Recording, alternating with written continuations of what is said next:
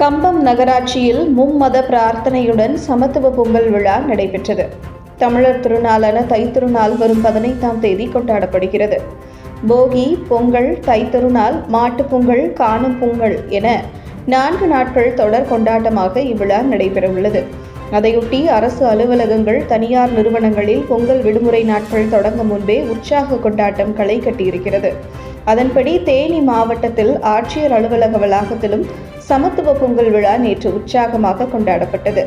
இந்த நிலையில் நகராட்சியில் கம்பம் நகர்மன்ற தலைவர் வனிதா நெப்போலியன் தலைமையில் சமத்துவ பொங்கல் விழா வெகு விமர்சையாக கொண்டாடப்பட்டது.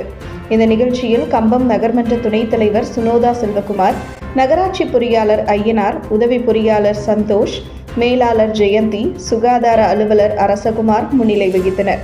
சிறப்பு அழைப்பாளர்களாக உலமாக்கல் சபை மாநில துணைத் தலைவர் அலாவுதீன், CSI சர்ச் உதவி சபை குருநாகரத்தினம், வேலப்பர் கோவில் அர்ச்சகர் விஜயகுமார் ஆகியோர் கலந்து கொண்டு பிரார்த்தனை செய்து பொங்கல் வைக்கும் நிகழ்ச்சியை துவக்கி வைத்தனர்.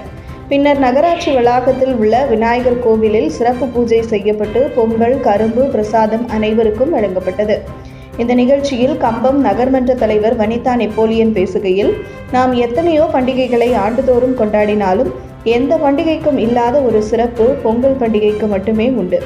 ஜாதி மத பேதங்களை மறந்து சமத்துவம் வளர்க்கும் ஒரே பண்டிகை பொங்கல் தான். ஏன் என்றால் பிற பண்டிகைகள் ஒரு குறிப்பிட்ட கடவுளையோ மதத்தையோ அல்லது மத குருவையோ மையமாக கொண்டதாக இருக்கும். ஆனால் உழைப்பையும் இயற்கையையும் வழிபடுவதை மையமாக வைத்து கொண்டாடப்படும் ஒரே பண்டிகை பொங்கல் பண்டிகை.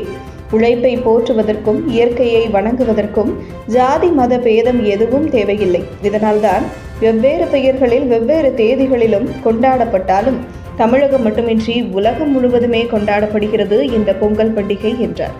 நிகழ்ச்சியில் திமுக மூத்த வழக்கறிஞர் துரை நெப்போலியன், அனைத்து நகர்மன்ற உறுப்பினர்கள், நகராட்சி அலுவலர்கள், ஊழியர்கள், தூய்மை பணியாளர்கள், மகளிர் குழுவினர், பொதுமக்கள் பொங்கல் வைத்து கொண்டாடி மகிழ்ச்சியை பகிர்ந்து கொண்டனர்.